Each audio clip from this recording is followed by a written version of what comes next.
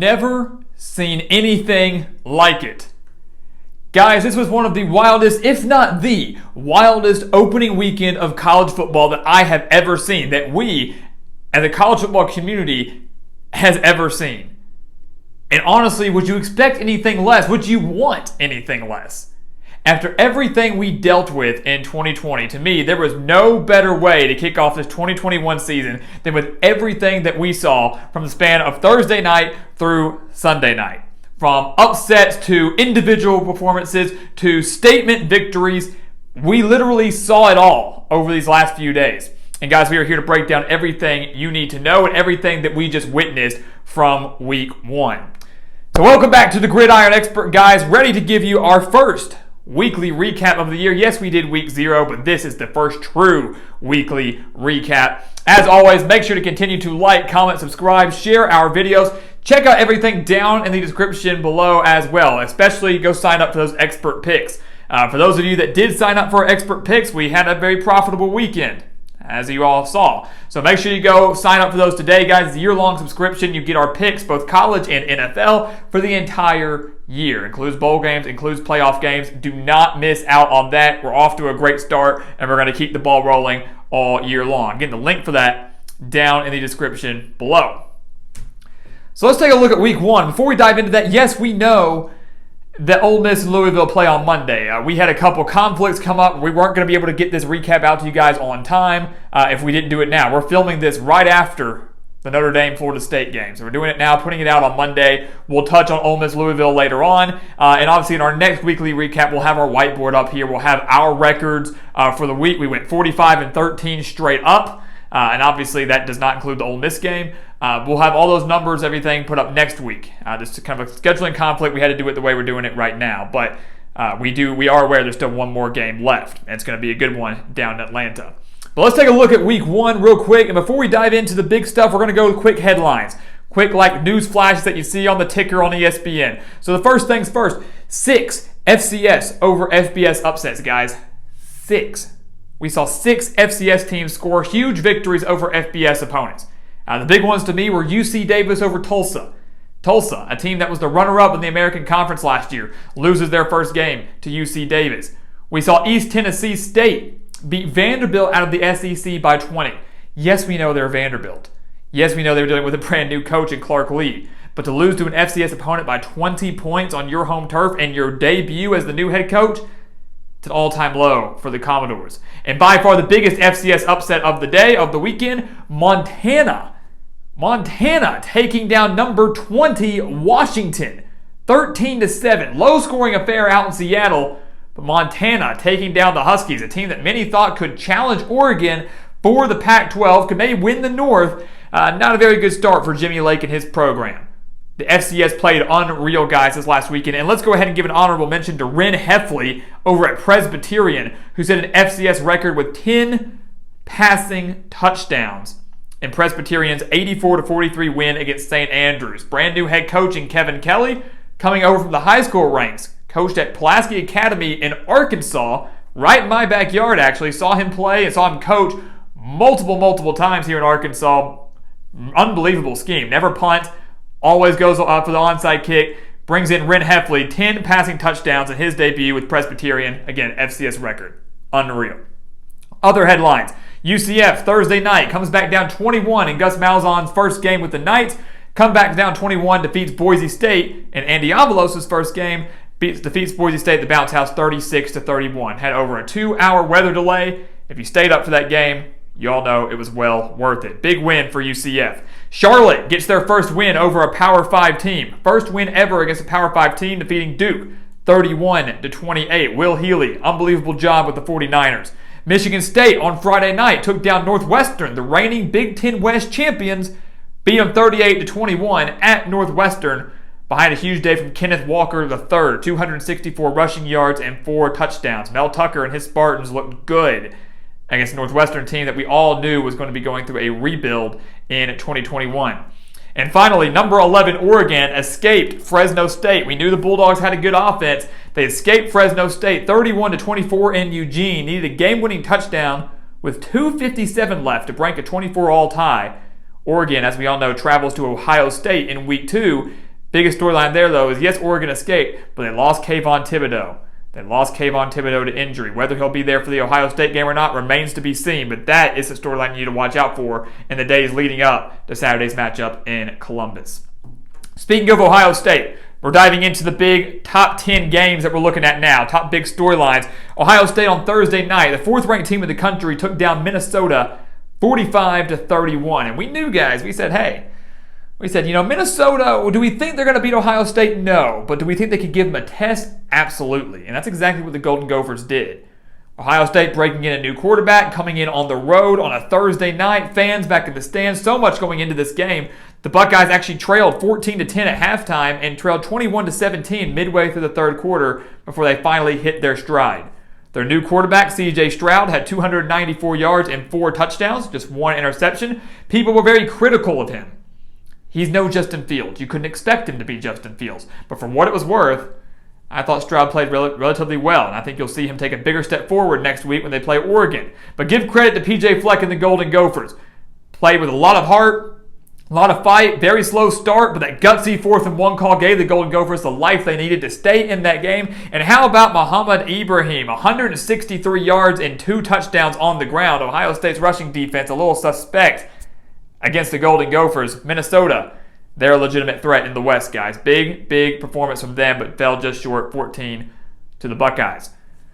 On Friday night, we saw our first major upset of the year. The 10th-ranked North Carolina Tar Heels fell to Justin Fuente and Virginia Tech 17-10 in Lane Stadium, guys. That was Virginia Tech's first home win against a top 10 team since 2009 when they took down number 9 Miami. Their first home win against a top 10 team since 2009. And this was an unbelievable game. We said, we thought North Carolina would win.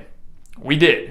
We missed a handful of games this year. Like we always do here at the Gridiron Expert, we're going to own up to it. We're not perfect. We know that. But we really thought that North Carolina would win this game, and they fell just short because they did not have an answer for Virginia Tech's defense. And we did say in the offseason, we talked about Virginia Tech. We said, hey, a lot of people don't have high expectations for the Hokies, but they were hit hard by COVID, guys. Hard on their coaching staff, hard on their players. The numbers last year, the record last year, was not indicative of what we thought and how good this team could really be. And that was shown and proven on Friday night. This Virginia Tech defense forced 3 interceptions on Sam Howell, what many regard as one of the best quarterbacks in the country, a Heisman Trophy favorite, threw for just 208 yards, 1 touchdown, 3 interceptions. Crazy thing is, Virginia Tech didn't score any points off those interceptions. They got them, couldn't convert off them. That just shows you how methodical this Virginia Tech offense was. I thought Braxton Burmeister ran it relatively well, and how great this Virginia Tech defense was in slowing down North Carolina. They were getting stops, couldn't convert off of them, but when North Carolina had the ball, they weren't able to score either. Held that high-flying offense to just 10 points, and North Carolina's offensive line, horrendous, giving up 6 sacks. Sam Howell constantly under pressure all night long, and I will say this. First off, huge win for Virginia Tech and Justin Fuente especially. A guy who was already on the hot seat going into the season just bought himself a little bit of time. I will say this too. The coastal race in the ACC just got very interesting. Virginia Tech will now own the tiebreaker over North Carolina. They do have to travel to Miami later on in the year. A Miami team that to me is beatable. North Carolina, Virginia Tech, Miami, and Pittsburgh. Do not forget about the Panthers. All contenders in this coastal division. And this is going to be one of the most intriguing division races to watch in all of college football. And it all is because of what Virginia Tech pulled on Friday night. Getting into the Saturday games. We've got 8 games to talk about here. Let's start with Oklahoma and Tulane. What the heck happened in Norman? The Sooners were 31-point favorites. Let me set the scene. Hurricane Ida hits. The game's supposed to be played at Tulane. Hurricane Ida hits. Tulane gets booted from their campus. Can't host the game at home because of the hurricane. Can't practice on their campus because of the hurricane. Game gets moved to Norman, right? Oklahoma has the majority of the fans on their side. Yes, short notice, but they had home field advantage. The Sooners up by 23 at halftime. They're up by 18 and during the fourth quarter. Some people thought they could still cover, but everybody thought that the Sooners had that game in the bag. 23 at halftime, a team like Tulane, they're not going to come back. They're not going to come back, but Willie Fritz and his team showed amazing fight, amazing poise, coming into a hostile environment and just never giving up. Shows you why you're never out, regardless of the deficit. Tulane, guys, scored a couple touchdowns late in the fourth quarter, then got the onside kick with a little under 3 minutes left. Had a chance to go win it down 40-35. That's when Oklahoma's defense finally decided to wake up. They said, holy crap, we might lose this game. We're going to become the next Michigan when the Wolverines lost to Appalachian State. This would be, to me, that caliber of an upset, as the Sooners were the second-ranked team in the country. But Oklahoma's defense woke up. They stopped Tulane. Michael Pratt falling just 1 yard short on his fourth down conversion run. And Oklahoma escaped with that 5-point victory. But give credit to the Green Wave guys. Michael Pratt, to me, outplayed Spencer Rattler. Threw for 296 yards. Tulane put up 396 yards. Spencer Rattler had 2 interceptions, including one on, the second play of the game? So the 2 best quarterbacks in the country, we thought, Sam Howell and Spencer Rattler, had multi-interception games. I know it's the first week of the year. I know it's the first game of the year, but you got to start to think, hey, that's a little concerning. A little concerning. And Oklahoma's defense, led by Alex Grinch, that everybody thought would be one of the best in the country, including ourselves, thought they would take a major step forward, did not show it on Saturday afternoon. Oklahoma's defense is still a ways out. Again, I know it's just the first game. Everybody was rusty. We saw a handful of rusty performances and many of upsets. But that was unacceptable for Oklahoma and unacceptable for a team that's hoping to make the college football playoff.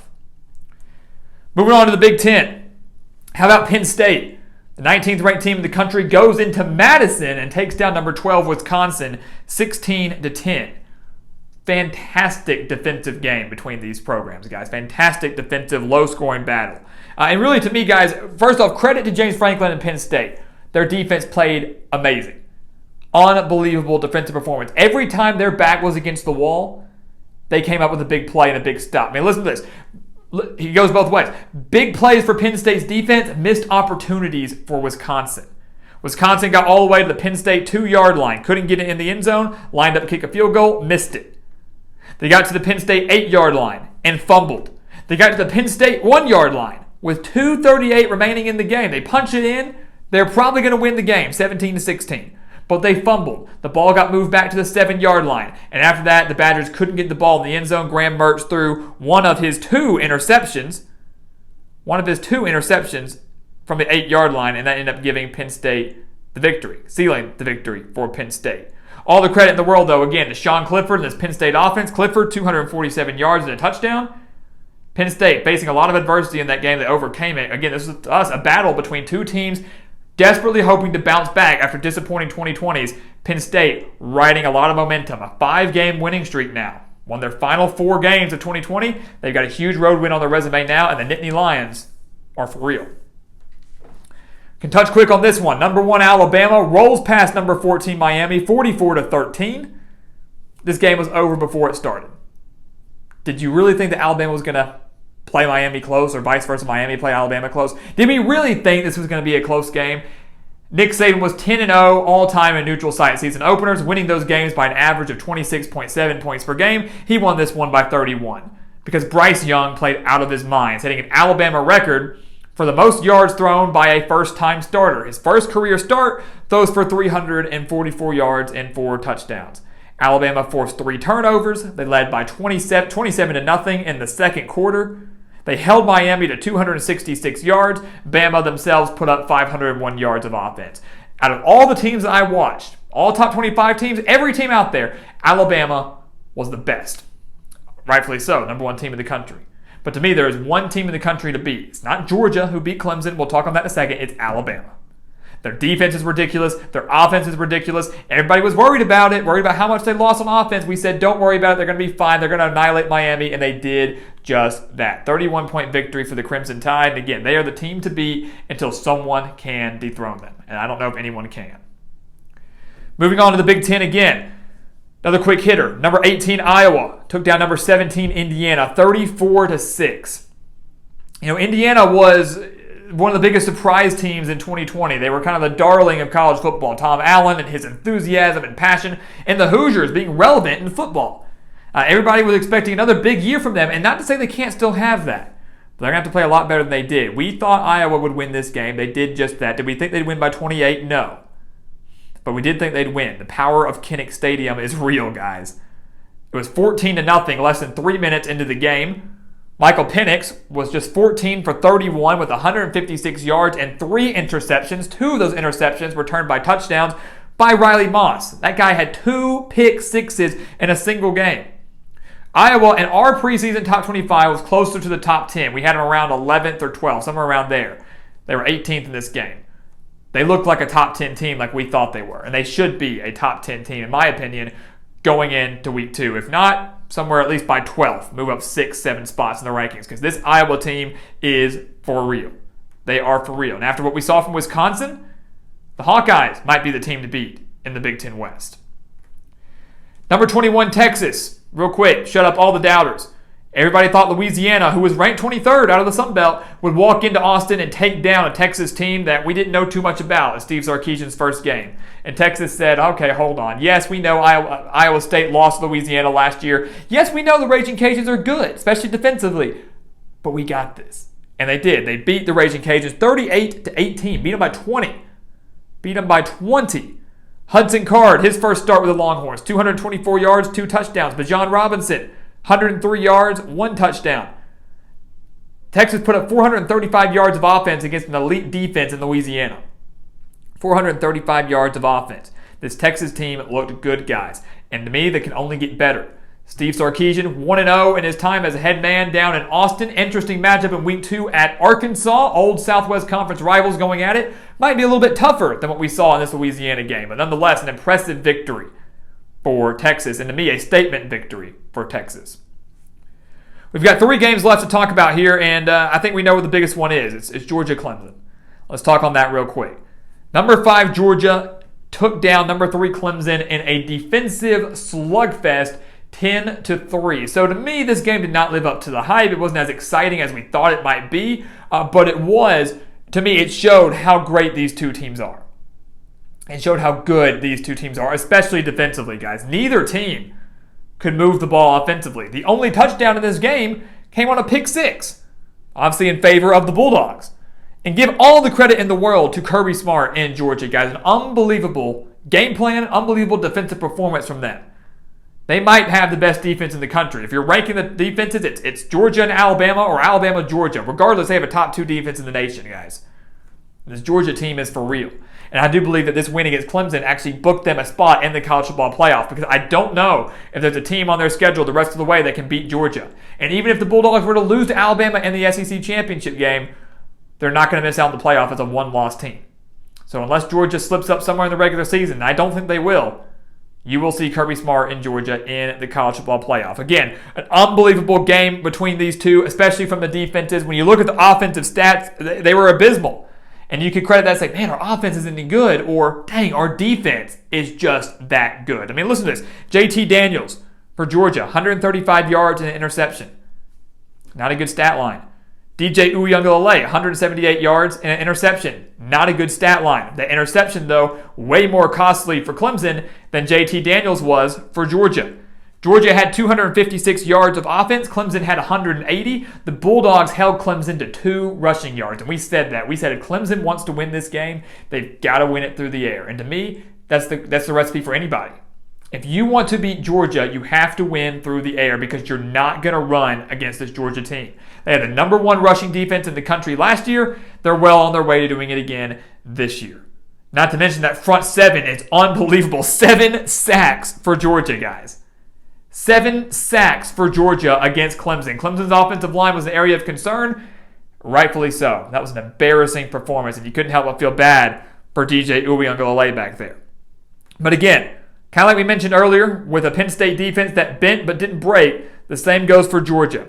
And you look at Clemson's missed opportunities and amazing performances by Georgia's defense. I mean, first off, the only touchdown came on that pick 6. So Clemson had the ball on the Georgia 30-yard line and then threw a 74-yard pick 6. That was near the end of the first half. Georgia walked into a 7-0 halftime lead. Clemson then got an interception later on. Their drive started on Georgia's 33-yard line. They got nothing out of it. The pressure for Georgia was unreal. The inability to run was there. Georgia's defense held strong again. Clemson got the ball all the way down to the Georgia 5-yard line and had to settle for a field goal. The opportunities were there for Clemson. They weren't able to capitalize because Georgia's defense was just that good. So again, all the credit in the world to Georgia, the 5th-ranked team in the country. They deserve to be the number 2 team in the country when the new AP poll comes out on Tuesday. Again, Alabama and Georgia in the SEC. than everybody else. Huge statement win for Kirby Smart and his program. Another big-time SEC upset, UCLA taking down number 16 LSU 38-27. UCLA is for real, guys. I didn't think they were. They beat Hawaii 44-10. I said, all right, congrats. Let's see how you do against LSU, a team that we all thought would bounce back big in 2021. Not national title big, but big enough after going 5-5 in 2020. LSU strolls into the Rose Bowl. I think they were maybe a little overconfident, and UCLA popped them in the mouth early, and LSU didn't know how to respond.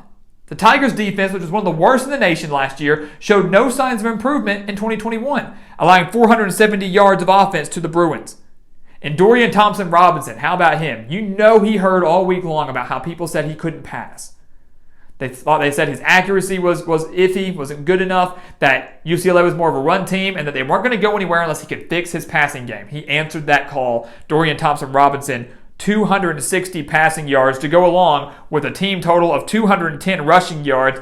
LSU was held to 49 rushing yards. That UCLA front seven, which was great against Hawaii, was just as good against LSU. And the Bruins and Chip Kelly are for real, guys. They are Pac-12 South title contenders for real, and they deserve to be ranked in the top 25 going into week 2, while LSU, in my opinion, deserves to be dropped out. And Ed Ogeron, absolutely on the hot seat, guys. Absolutely on the hot seat. He was kind of on the hot seat going into 2021 after a bad 2020. This did not help his case. Another poor, pitiful defensive performance. The offense is there. Max Johnson throwing for 330 yards, but as we all know, the offense isn't everything. You've got to have a defense. Got to have a backbone. And LSU facing the likes of Alabama. They don't play Georgia, but had they played Georgia, the likes of A&M, these elite defenses, it's not going to bode well for them. And not going to bode well for Ed Ogeron. Huge win for UCLA. And then finally, a last game that we want to talk about, the one that just happened a few minutes ago. Number 9, Notre Dame, taking down Florida State, 41-38 in overtime. I really thought the Fighting Irish were going to blow it again. I really thought Brian Kelly and Fighting Irish were going to find a way to lose another big-time opening season game. You know, we saw that happen a couple of years ago to Texas. I thought this was going to be another instance here in Tallahassee. But they found a way to sneak it through. First off, before we get into that, unbelievable performance from McKenzie Milton. And I just want to give a lot of credit to McKenzie Milton and what we saw from him. Yes, he didn't play much. Jordan Travis, the Florida State quarterback, got his helmet popped off. Milton was supposed to go in for maybe one play.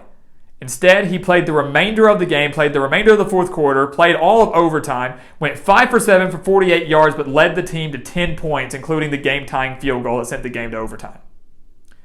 Unbelievable performance for a guy that many said, might not be able to walk again, for a guy that nearly lost his leg, from a guy that everybody thought would never play football again. Kind of an Alex Smith in the NFL type injury and type comeback. So while Florida State did lose this game, an inspirational performance from McKenzie Milton that was really just, it was inspiring and just had me in awe, genuinely. So all the credit in the world, and obviously we are so happy to see McKenzie Milton back and playing football, a guy who might sooner rather than later take over the starting job for the Seminoles. But give credit to Notre Dame, guys, for staying poised and for winning this game on the road. Jack Cohn, he's the real deal. Didn't play very well during his time at Wisconsin. Was phenomenal in his first game with the Fighting Irish. 366 passing yards, 4 passing touchdowns, a career high from him. Never saw that at Wisconsin. Notre Dame led by 18 points entering the fourth quarter. Florida State battled all the way back to send the game into overtime. Was unable to hit the field goal in overtime, and then Notre Dame, of course, did. So single overtime victory for the Fighting Irish. But again, a huge win for them to keep their playoff hopes alive. Because as we always said, Notre Dame might need to go undefeated, maybe just one loss at the max to make the playoff. And we know the schedule only gets more difficult from here for Notre Dame. So a huge win for the Fighting Irish, an unbelievable game, and the only football game of the day on Sunday. Again, Notre Dame, they're the real deal. Florida State showing some major improvement. Credit to McKenzie Milton, but a little bit more credit to Jack Cohn and Notre Dame. So there you have it, guys. Our brief Week 1 recap. I say brief, it's running about 25 minutes long. Of course, there are timestamps down in the description. I say that at the end. Of course, probably should have said it at the beginning, but oh well. Again, guys, an unbelievable Week 1.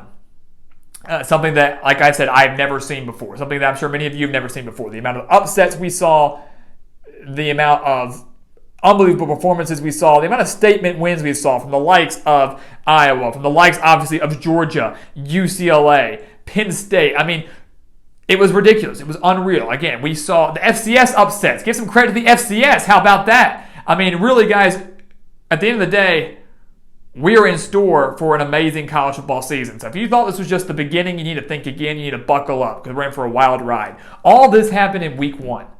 Imagine what we're going to see in week 2. Imagine what we're going to see 7-8 weeks from now in the thick of conference games, in the thick of the playoff hunt. Things are only going to get better from here, and that genuinely is hard to believe. But guys, college football is back. We couldn't be happier, and we're going to be here to provide you with that content and that analysis and those updates every step of the way. We're so excited to do that. So guys, as always, thank you so much for watching us here at The Gridiron Expert on YouTube. Make sure to continue to like, comment, subscribe, share our videos. Check out everything down in the description below. That includes signing up for those expert picks. Again, we had a great week 1. We're going to have an even better week 2, and that's also going to include NFL picks. So make sure you sign up for those today. Do not miss out on that. And once again, guys, as always, thank you so much for watching, and we'll see you next time right here on The Gridiron Expert.